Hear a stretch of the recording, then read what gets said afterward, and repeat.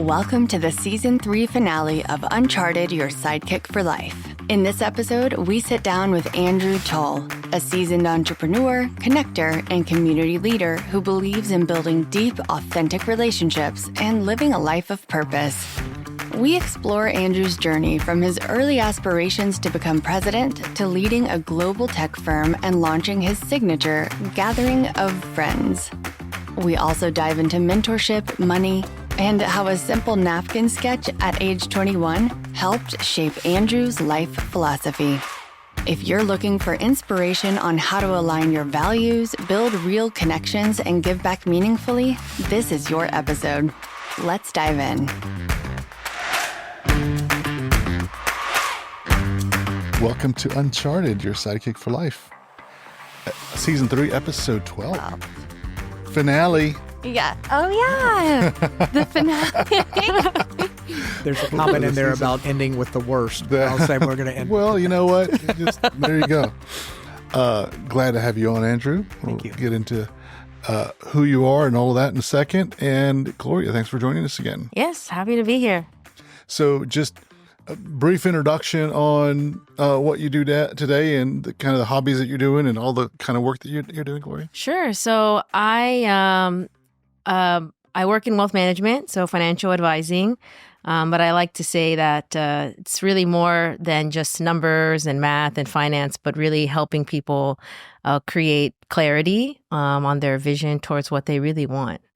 And I'm also writing a book. So I've been interviewing many business owners and entrepreneurs in the local area and just in Texas in general, really trying to figure out or create a roadmap for entrepreneurs.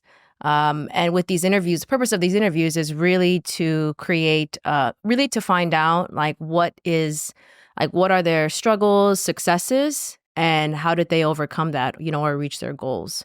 So this book is really meant to educate this and future generations. So this generation that we're in now will have the most entrepreneurs out of any previous generation. So most newest entrepreneurs. Yeah.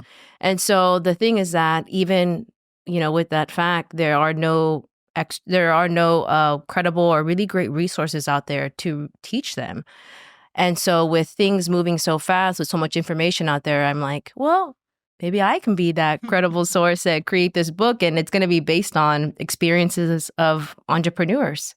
So love that, because that is a part of mentorship that is really needed. When we last, I mentioned this in our last couple of podcasts, but when we last went and taught at A&M, we go every a semester to go do a guest lecture there with Founding Up. And when we asked students, there was 250 students this time around, when we asked them, what are the top 5 things they want help with, an AI to help them with?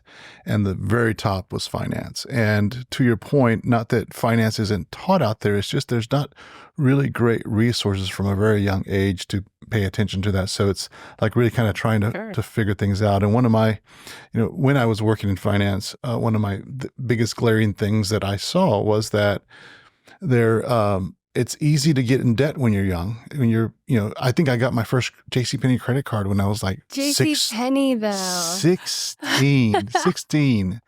It was 16? Yeah, they gave it to me before I was even 18. Didn't. Yeah, they did. I just got one of the mail. I was like, okay, I'm going to go see if and I knew the law back then. Trousers. I knew that I wasn't supposed to have one until I was 18.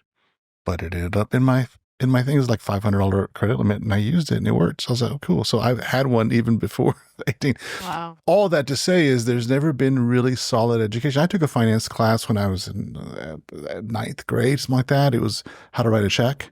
But there's check. Exactly. Who uses check? Exactly.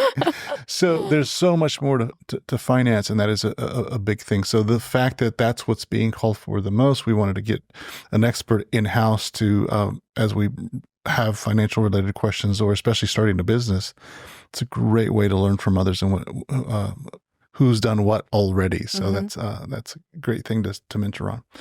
And our guest mentor, Andrew, will you introduce yourself and tell us what you do? Happy to do so. I'm still railing a little bit from the two writing checks and JCPenney credit card anachronistic examples, which speaks to the fact that I know that. So I'm obviously old.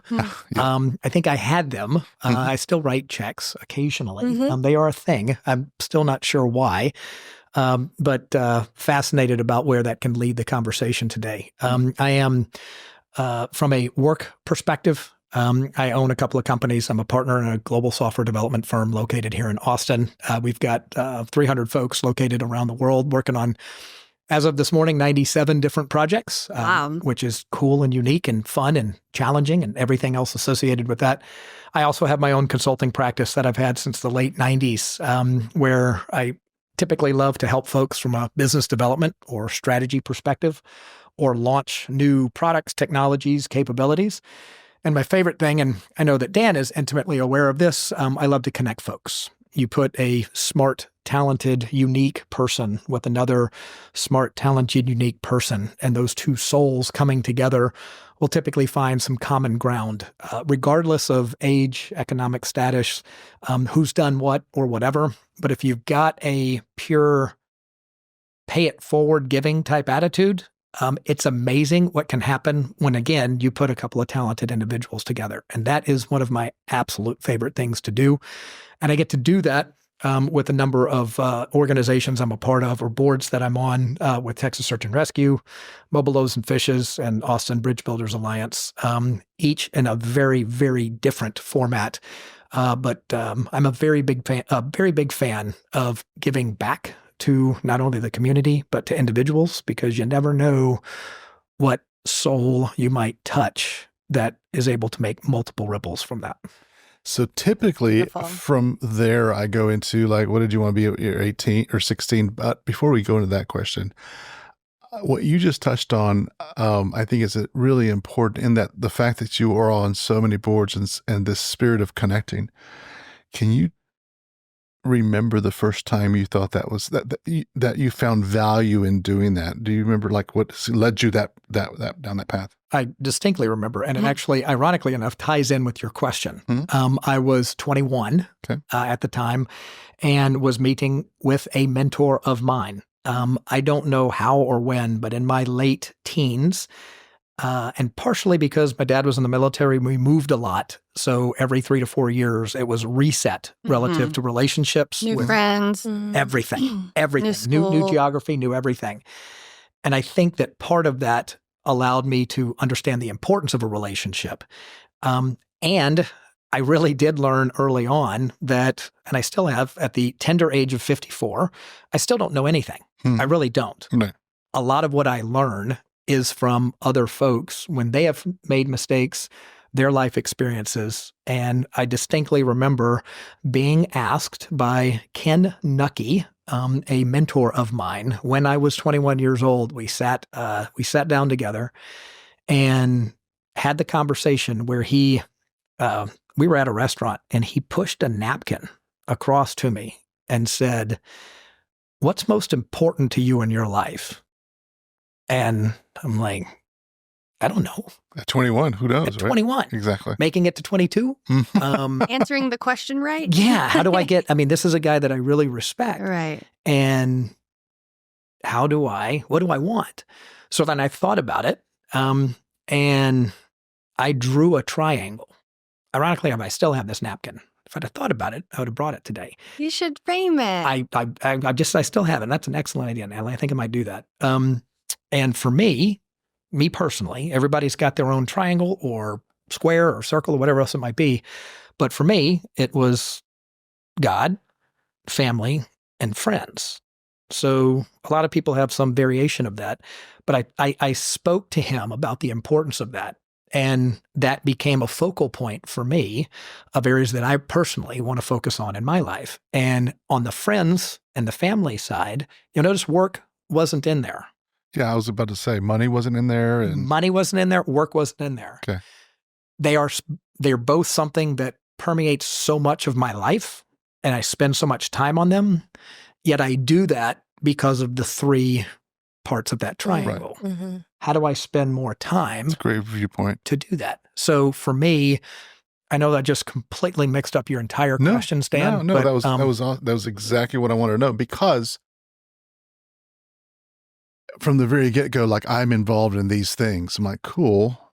Part of what we're the purpose of the podcast and just kind of the message out there is reach out to mentorship. And guess what? Mentors want to give back. I mean, it's this desire. It's not like so many people that are young or at some point in your life, you think, well, I don't want to bother someone. I don't want to take their time. And it's just this feeling of like not adequate to ask. When the message of this podcast, every one of our guests is like, no, we want to give. Like, we are here to share the knowledge. And so as you led with that, I do these things, I just wanted to illustrate that came from a want inside at some point. And as young as 21, sounds like it started, like you were really crystal in what your life was going to be about, crystal clear on what your life was going to be about. And giving is part of that, building that relationship. I love that your mentor also asked that, because what he was calling you to do is to identify your values. And once those are shored up and identified, then one can go forward with clarity and vision and intention. So that was really cool that he had you do that. I'm a dad, and we have dad jokes and we have silly analogies. One of my silly analogies is bowling in an alley where the pins are hidden. Okay. So you know the purpose. Generally, if you know how to bowl, you take a ball, use your JCPenney card to get something. You use a ball and you throw it to go knock down pins, and you count the pins. If you can't see the lanes, much less where the pins are that you're aiming for, how are you knowing where to point yourself? Right. And for me, it's like bowling blind in an alley with the pins hidden. If you are able to get your directional compass point pointing to whatever your true north is based off your values and beliefs, the lane, not the lanes, are going to become more clear. Right. The 10 pins are going to be real clear. And if you've got a really good enough set of values and beliefs, you're going to get to play the ultimate bowling cheat game where you put up the little guardrails and there is no such thing as a gutter. Right. Throw the ball down and you're going to hit something. But having that directional sense and having those values and beliefs that are guiding that particular shot or set of shots, absolutely critical. I love that. That's a really great analogy. Now, That's a real. well, and I was like, well, how about a dad joke now? Just for Natalie. This is Dan and I's like Instagram relationship. Is just he sends me dad jokes in messages. At some point, we talked about dad jokes. I'm like, and so now it's just my dad joke buddy. I send her stuff that I find. It's great. I'll just introduce you with my kiddos, and I will regale you with things that will bring you to tears. So brings them to tears in a different way, it seems. Yeah, like, oh, Dad. It sounds like at a very young age, 21, you had some good guidance and good mentor. And now the question is, now if you go back to 15, 16, what did Andrew Tull want to do at that age? Or what was there a direction? Because often, and a part B to that question is, what led you to get a mentor? Because that's kind of something, what we find is like 20% of people actually get mentors or actually see that as a value. So we're trying to bring awareness to that. So how did that come for you? This is going to be, I'll try and keep a extraordinarily long story short. When I was 16, probably closer to 14 or 15, I thought I wanted to be president of the United States. Okay. How timely given what's just happened. Quickly realized, don't need to do that. Shortly thereafter, and it was 2, 3, 4 years after that, because I was involved in, and it still exists, the AAU, the Amateur Athletic Union, putting on some national sporting events with some ridiculous opportunities that I was given, I realized that later on in life, I wanted to create a sports foundation for kids to teach them the power of values, teamwork, working together, joint success, everything that's part of what that might look like. How you trace even a crooked, not even dotted line between president to sports foundation, I don't know. I'm just saying that this is exactly what it was. For me, what was interesting, though, is because of the opportunities that were presented to me when I was in my late teens and early 20s, I was able to meet with some unique and diverse, pretty significant business and other leaders that I'm convinced they took me on as a project because they're like, that's a good lump of clay right there. But I listened. I actively listened. And every single one of them said something along the lines of the importance of learning from somebody else's mistakes. Another individual, Jim Grau, who's now in Cincinnati, and was one of the senior leadership guys at Kappa Athletic Shoes. I'm going to go into the Wayback Machine. I remember those. The two triangles. Is it AE? Kaepa. Okay, so I do know what you're talking about. Going into the Wayback Machine. Jim was another great mentor of mine, and he suggested, again, way back when, get yourself a board of advisors. Not mentors, a board of advisors. People that you trust that are part of your inner circle. Preferably not family members. Right.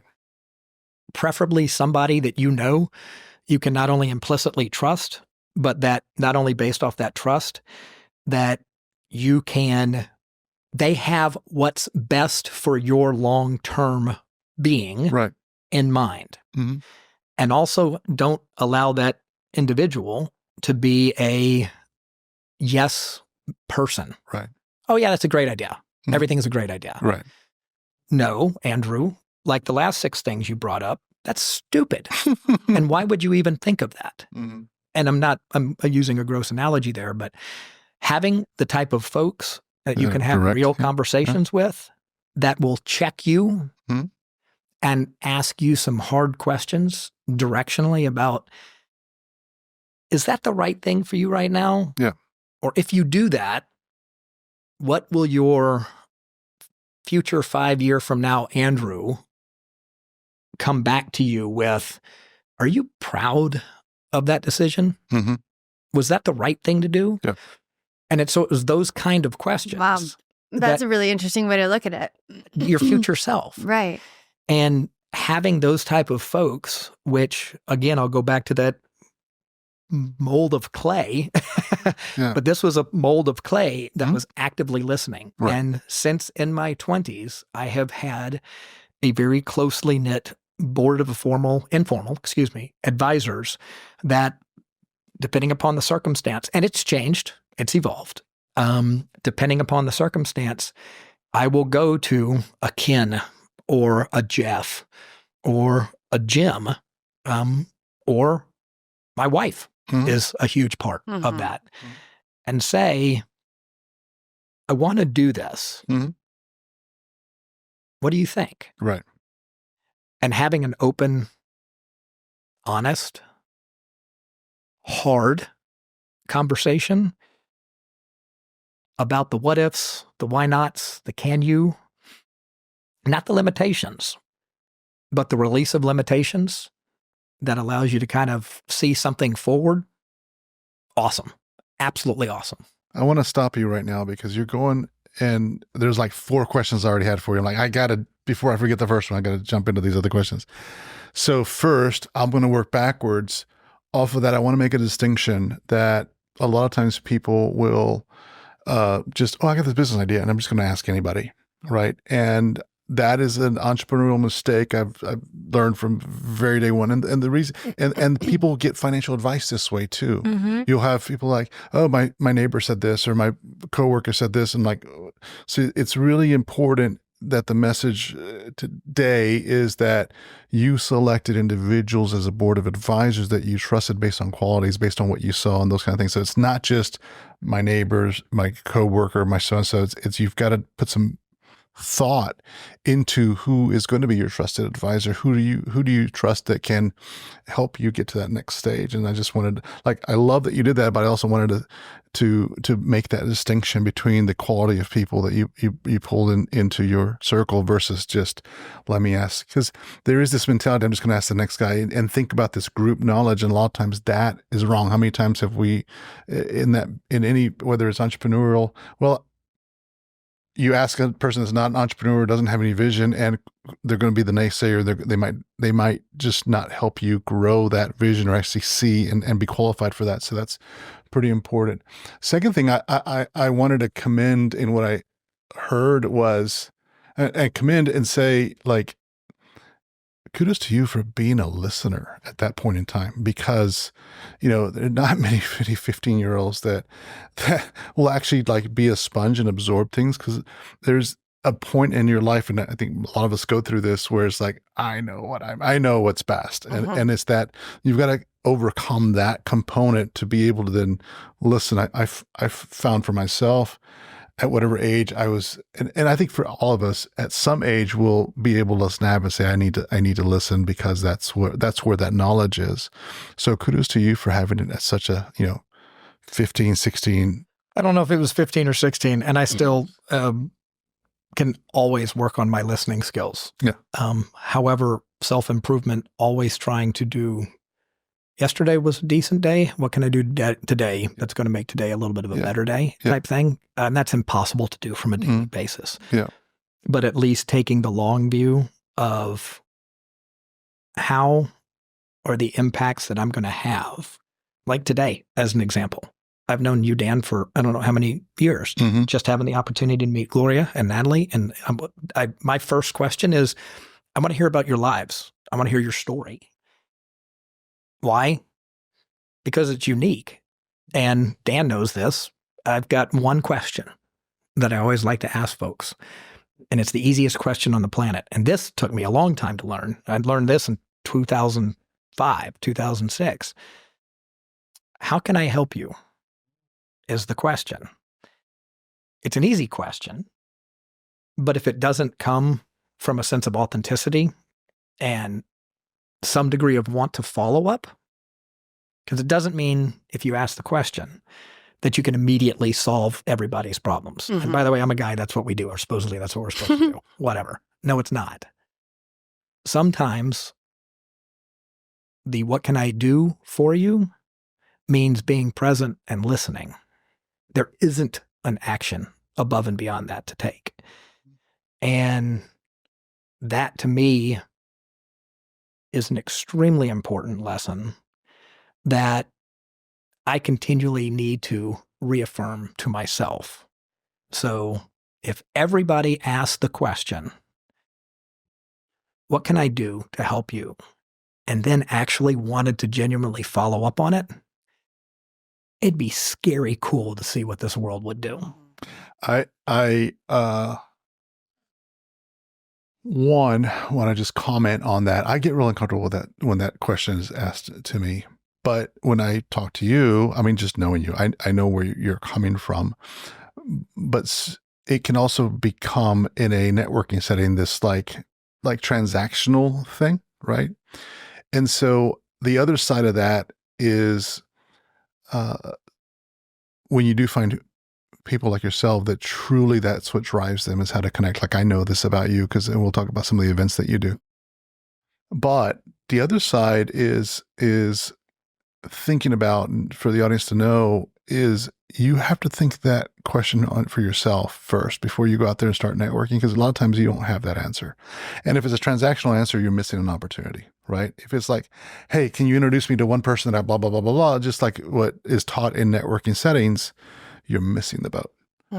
Because an individual that it's much more about building a relationship with an individual and having that long-term friendship, so that, as you pointed out, that answer doesn't always come today. It might be 6 months, a year, 2 years from now, where that connection happens, but you have to build that relationship. If you just have a transactional answer and then walk away and that relationship doesn't develop, you miss so much. But knowing, again, where your heart is and the triangle, and here's why I'm doing this. Like, it took me, like when we first met years and years ago and you asked that, I was like, oh, I don't know what to say, right? Clarity is important, but sometimes it's like, and I've asked, I think the last time you asked me this, I said, I don't have a thing. I just want to have lunch with you. And that's perfectly fine. And I think that's part of it is And you used a term that is one of my least desirable words, network. When people say, oh, I've got this networking event, the immediate thing that I think of is transactional. Right. Speed dating. Here's my card. What can you do for me today? Right. I don't care at all about that. Exactly. I truly don't. Right. We use this term of everybody's so busy, so many things going on, and you lose the authenticity of one human soul connecting to another human soul. Yes. And I do it on a regular, I fail at this every single day, just to be clear. I know where I want to be, and I'm still so far behind from where that is. And, because I just don't like using the word but, because nobody listens to whatever. It's and as long as I stay aware of the fact that it's not networking, right? It's authentically establishing, ideally, a long-term relationship. Dan, I know that we're going to be friends for life. Does that mean we're going to hang out and go to movies and catch the football game or whatever every weekend? No. And it doesn't have to. Right. We can catch up over a coffee, a lunch, a Zoom. Don't like that as much as I do the in-person. Right. Amen but we to can that. catch up like we did at Culinary Dropouts and spend an hour and 15 minutes talking about ourselves, talking about our kids, talking about the things that we're doing, the people that we're helping. And for me, it's those breaks in the day of what are other potential transactional business conversations. I need this, get this. Okay, who's doing this by when? Okay, cool, great, break. No. It's the recharge. It is. It refills my cup to be able to have those other business is not hard conversations. People make it hard. So if you're having that chance, and again, for me, authentically connecting with another human or set of humans, I get so jazzed with that. Yeah. I've noticed two things. A couple times you've talked about connecting two souls together. And I also recognize when you said, oh, I didn't know what to say when he asked, how can I help you? And a lot of times, and I'm not speaking for you, but a lot of times, because I've been in those shoes, it's because I don't feel worthy of accepting help from something, or I don't know how I can give back in an equal way. And we had Mark Nathan on the show, who's a super connector. Love Mark. He's a great guy. And how he ended up helping convince people to utilize his connection ability and gift is by saying, okay, if you want to do something for me, then just introduce me to one very interesting person. And so I like that. Does that ever happen to you? All the time. And Mark, I know Mark, and we've had this conversation. And I get asked, and Dan is good at doing this, at turning around the question relative to, so what can I do for you? And because I'm asking, I believe it makes sense for me to answer, if there's a need that I have, share it. The worst thing that can happen is Dan can say, I don't know anything you're talking about, go away, which he won't. But the worst thing that he could say is, I'm sorry, I can't help you. The best thing he could say is, I know just the solve to that problem. Anything else is in between. And oh, by the way, the worst thing he could say, I'm absolutely not any worse off than before I answered the question. Right. So the net is a total positive, whichever direction it's going to go. Yeah. So being open, and to your point, Natalie, about having people be able to, the unworthy piece, I know I talk to so many folks who, for whatever reason, unworthiness, self-esteem, I don't feel comfortable, that's so out of my comfort zone, I'm not, I don't, I can't. Yeah, you actually can. And yeah, you actually are. If people can just put down their blinders, remove their own limitations, or remove their own self-doubt, take a step and just try and ask the question. see where it leads. Yeah. Right. And that's the message I'm getting is the discovery, right? Because you don't know if it's like you. I don't go networking events. It's just not one of those things. I've done so many of those throughout my history. And it just was, it was just a transactional. I never got anything of value. I was looking for deep relationships, right? And I saw that so many people there were, early in sales, and they just wanted to it was a numbers thing versus versus quality. Quantity over quality is what it seemed like to me. And so when those types of like, how can I help you? It seems so transactional to me. And I was like, oh, no, I don't want to do that. But again, going back to, when you ask it from an authentic place and being authentic, then it's a completely different meaning to the individual. And kudos to you for having that triangle and having that be the principle of your life, not the other things. So the money and everything else, just that comes along. That's just a resource to what you're doing. But these are the things that really matter. And I wanted to bring up something that you do once or twice a year. I was telling Gloria about this before you showed up. It's like, Andrew does this thing once or twice a year. You got to ask him about it. A big party. I don't know about a big party.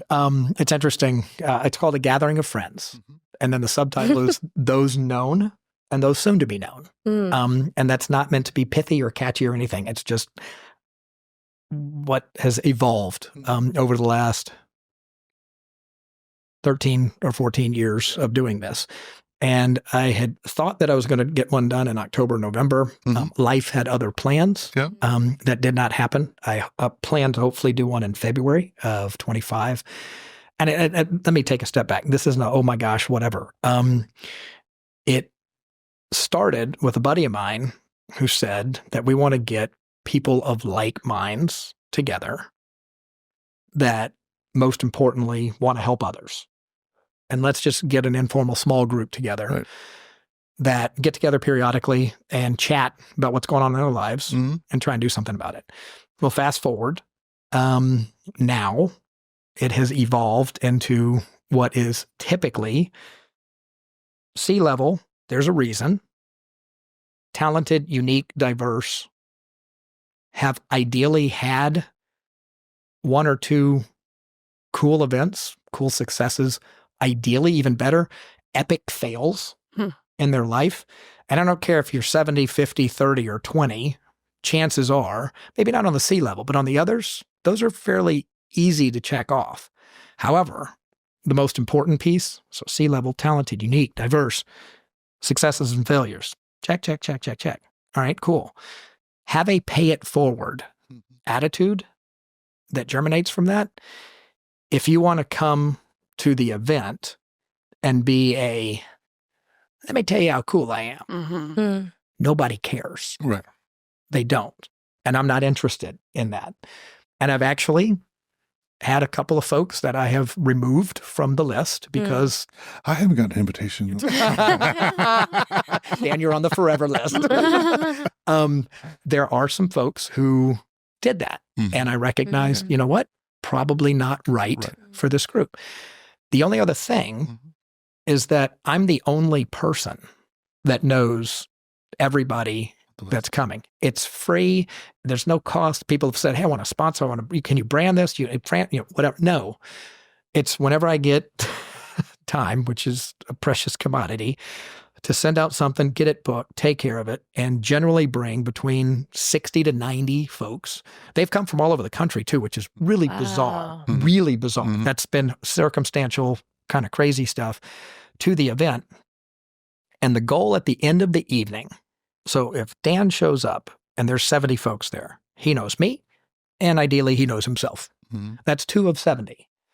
My job during the course of the rest of the evening is to Natalie, you said it, speed dating, for lack of anything else, get Dan in front of as many other folks as possible that evening.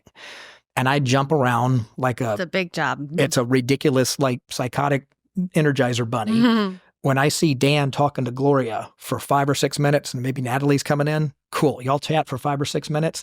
I'm going to break up that conversation And I'm going to say, Dan, I want you to go meet Frank. Gloria, you need to meet Sally. Natalie, come over here and meet Joe. And then literally break folks up. Because at the end of the evening, I send an email out to whoever was in attendance that has first name, last name, email, LinkedIn address. So that even if, Natalie, you remember, God, there's this really awesome woman named Gloria that I met that she seems dynamic and cool. Hold on. Oh, LinkedIn connect, reach out via email, whatever. Hey, met you at the event last night. Can we get together over coffee? Awesome. And the things that have come out from these gathering events, it's so cool. And that's why I'm just really kicking myself for not doing one last month. But it's really, really fun that I'll hear even years later. Oh, yeah, by the way, we met at one of your gatherings back in 2014. Wow. What? Yeah. I will tell you there's something special about those gatherings because it is not, again, it is not a networking event. It is I love that you named it Gathering of Friends because everyone in there is your friend, which makes it completely unique to anybody else. And all you're doing is I'm introducing my friends to each other at the end of the day. The only thing I'd change that is everybody there is someone who tolerates me. But they do know that it's coming from a pure heart, trying to make sure that they're going to get some value out of it. And whenever there's always sayings that you are the makeup of the 5 closest people that you hang around with, so on and so forth. So when a group represents you and who tolerates you or your friends, that's already you've already filtered out the rest of the city, if you will. And now here's this quality group of people that know you and connect and at least see eye to eye on how you see the world. And so it is genuinely like the experience I had the last one I went, and I've only been to a couple, but it was just truly just warmth. It was just going there and warmth. Yes, I met a few people and I still have those relationships, but it just felt so different. I'm meeting Andrew's friends. And so that was really cool. And the only, again, yes, I mentioned, it's very, very important for me to note that, yes, I know everybody in the room, but the event is not at all, there's no Andrew. Right. It is a gathering of friends. Right. I happen to be an initial point of commonality. And I say initial point of commonality. The intent is that folks meet, and again, from any type of diverse background. And I don't care how old or how young or where, I do not care. There's no other, I gave the 5 requirements, but the most important was if you have a pay it forward soul, welcome. Yes. Because you're going to ask somebody, I think what you're doing is pretty neat. I know somebody, or I'd like to get involved with that. Can I help you with that? And that's where the spark starts. If you start with the heart, which is pay it forward. And I guess I should have started with that, gathering of friends, but with the right attitude, which is Sounds like a meeting of the minds because there has to be that meetings of the heart. Meetings of the heart. Meeting of the hearts. Both. Because by the way, minds are important to be able to give you the direction to open up those bowling pin lanes. Right. But the heart is going to be with what passion and speed you're going to throw that and maybe what accuracy it's going to get to help make that happen. So mind and heart coming together with the right direction. Oof, giddy up. It makes me think of a question for Gloria. When you approach the people that you're interviewing for your book, what are you saying to them? What are their responses? Because they're doing something for you in that they're being interviewed. But I was just curious what that process looks like. So I've met a lot of people through LinkedIn and then just through referrals. So the ones that are referred, they're very happy they're like, yes, I'll do it. Sure. What time? And then on LinkedIn, meeting strangers, I think the approach that some are a bit hesitant, saying like, well, what do you want to know about my finances? I'm like, I don't want to know anything. I just want to know, I'm writing this book to just educate this generation and future generations, and your profile looks cool. And it looks like you've had a lot of success over the past 40 years, so I would love to learn from you. And that's when they start to open up, because I genuinely just want to learn from them. That leads to a kind of, we got 15 more minutes. I wanted to touch on that because that is important. You being a business owner, running a couple of businesses and knowing so many people, what's the advice if you've got a 21-year-old out there right now that says, I've got this business idea? how would you start? What does your savings look like? Do you have any thoughts on that? We can all kind of chime in on that thought. Go ahead, Gloria. I think it depends on the type of business and how much capital or how much money you need to start it. There are some businesses where you don't really need to start. You don't really need any capital. Like if you, for example, like a popular one is like an influencer, right? You just need a phone, a working phone, and a social media account, right? Mm-hmm. But really depends on what type of business. If it's like service-based, like, well, do you need a vehicle or just thinking about those things? But what I like to tell people is if it's something that you can get started on now, just do it, because progress is better than perfection. Because some people are like, well, I need to get my business entity set up and I need to do this and that. There was a neighbor's daughter had came to me asking me about this. And she wants to start selling some goods at like a swap meet. She's like, so my mom said that I need a business license to do this. And I'm like, do you have things to sell? She's like, yes. And do you have time to go and set up? Like, can your mom take you? She said, yes. I said, well, just go. Start. You don't need all that, And then I told her, like, when you get to this level, like, come back to me and I'll be able to, tell you the next step. But just get started. Yeah. But yeah, it just depends on the type of business. And like, I think a lot of it, some people think too much about it to get started. But in this day and age, I feel like for most things, you can just get started right away. And like, one thing I like to tell young people is, like dream big too. Like just because you dream big doesn't mean you have to start big as well, but just get started. Kind of start identifying those pens in the bowling lane. Yeah, like getting some direction at least. Yeah, and like investing, like I said, like progress is better than perfect. And when you just get started, you can tell right away if you like it or not. So try not to invest too much, money or time or let these things hold you back. Right. Just get started. Great advice. What I'm hearing is starting a business is very much, and I agree with this, is very much also self-discovery. So trying to, like, I think I like this. Go get started to see if you like it. We give that advice all the time. See if you like it. And if you like it, then you start investing more into it and things will open up for you as that path happens. Once you've identified and once you've gotten, and once you know what you're doing, then that can take bigger investment, bigger savings, other things of that nature. Any thoughts? I love the progress before perfection. Go do. The military has, and my dad's in the military, my son's in the military. I know a lot of folks that have served our country and very thankful to have them in my life. OODA loop. Has anybody heard of the OODA loop? Observe, orient, decide, act. So it's a really good piece where you observe your surroundings. You orient yourself, you decide, and then you act. And your OODA loop can be split second if you're in a combat situation, and that's where it's critically important. When you're in a business setting where you might have a little bit, of course, more time, you can observe what's going on around me.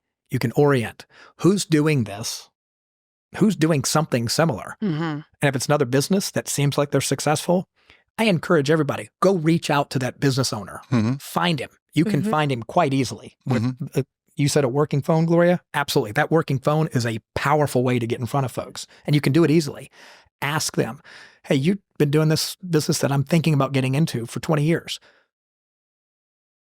I'm your younger self. What should I do? Right. Can I learn from you? What can I do from you? And then once you've observed, once you've oriented, decide, go, just do something, fail fast. Because if you take too much time, inertia is going to set in, distraction is going to set in, and boredom, you're just going to stop. Go do. And if it doesn't work, awesome. Fail fast. You then know, cool, should have done that. What did I learn from that? Now act again and change. Most everything, our company, our company, 4 founders, we have and started with 0 debt, 0 outside money. And we've grown the business steadily for the last 8 years. And now we're a global entity. And it's a really cool story because 4 guys decided to come together Mm-hmm. with shared values and beliefs and go do something. Right. And we've been doing it pretty well. Mm-hmm. Screw up regularly, try and fail fast, but observe, orient, decide, act. Progress Mhm. before perfection. Mhm. I love that. I like to break it down to, in alignment with that, it's $4. It only costs you $4 to buy someone a cup of coffee, Love that. right? And who, well, I mean, Mine's 7, but I think it's closer to 6 now, Dan. depends on where you're taking them. You pick the place. But no, I mean, for 7, like that's the investment. under 10. That's the investment on your education to go have someone that has done something for 20 years, 10 years and done what you want to do. And you just go and be that sponge and absorb, and they want to give that out. And that's a great start to get started. The other thing that, again, just thinking about when you're starting something, because you can start something at different ages. But if you're incredibly young, I worked since I was really, really young, but one of my first jobs, I was 16. And it's getting, even though I might want to start my own business, I don't know what I don't know what I know. I don't know what I don't know yet. So going to work for someone, but not for this, I need this paycheck. And of course that's great, but I'm going to go figure out how business works. And just using that mentality. I think so much is lost sometimes when people are like, I need this job, or I need it. It's the way you look at what experience you're about to take on. And so I encourage people not to go just get any job, but go find yourself somewhere that you really respect how they run the things, and then go figure that piece out. I was recently reading a book, and I'm drawing a blank on the name, but it was about Chick-fil-A. And Chick-fil-A, everybody knows and respects how well they run their business. And so the book was all about that. But it also taught about how they went to, I think, Ritz-Carlton and learned about that service model. So even a business is learning from another business, and how can we bring that service model into our business? And so it's like, it's always sharing and learning and growing from other things. So I had the opportunity to listen to and hear at a great evening event, the EVP of HR for Chick-fil-A. Yeah. Speak about their model and speak about their interview process. Yeah. If you want to hear something interesting, especially as a 16 or 17 or 20-year-old individual, talk about the Chick-fil-A interviewing process. It's not, let's sit in the back of the restaurant, fill out an application, let's talk for 30 minutes, you're hired. You have to go through multiple levels of interview and a process, and go through their version of a personality profile, because they want you to earn it, and they want to know. They've learned how they can keep their employees in a very high turnover industry. So hearing about their process of how they've applied and learning from other large companies while staying true to their values, fascinating talk. This was 6 years ago. Still remember it like it was yesterday. Yeah. Fascinating. Back to because wrapping up on this question about finance, I think that we also, I think it's good advice to at least understand what a spreadsheet looks like. So taking an accounting class, taking some YouTube videos. There's so much education out there, but understanding, how finance works, debits, credits, all of the kinds of things. So you can learn about yourself, but then at some point it is, resources, money is going to be involved. So terminology and how that works. I would imagine, like in your partnership, you have one of the partners is probably the strongest in finance, and they get 100%. Yes. Lanes. Everybody stays in their lane, yet the lanes intersect and they overlap. And having folks that have their own individual skill sets or areas of expertise, take and run with those. However, nobody is solely responsible for any one of those, right? Which is why being a sole entrepreneur is awesome. Board of advisors, having folks that can help you stay in your lane, and then eventually maybe looking to take on some other folks that can help you in areas which you know that you might not be as strong. Great way to look at it.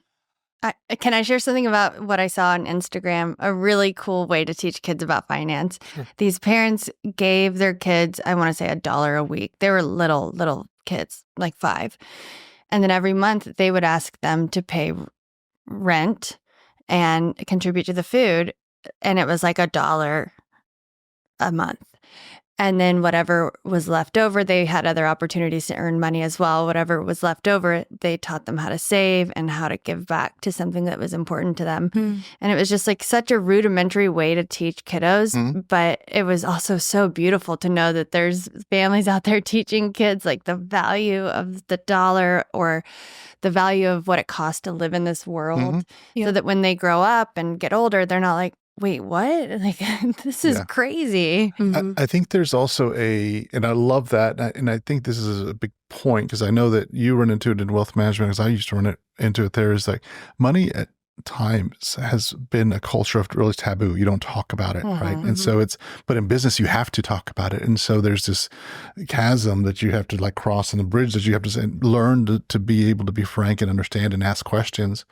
To your point, the other thing about money is as a resource, and I love that you use the word that is not part of your principal thing, is because you can see it that way as a resource. It's less intimidating than because you're focused on other things, right? And this is just something that I've got to go do in order to accomplish this, Boy, where was I going with that thought? It went that way. So money not being necessarily the center of all discussions. Right. But also as you are developing self, if you're a solopreneur, as you're developing self, it is important, as you pointed out, to have those board of advisors and having at least one of them that's really good at money and understanding to help you teach that.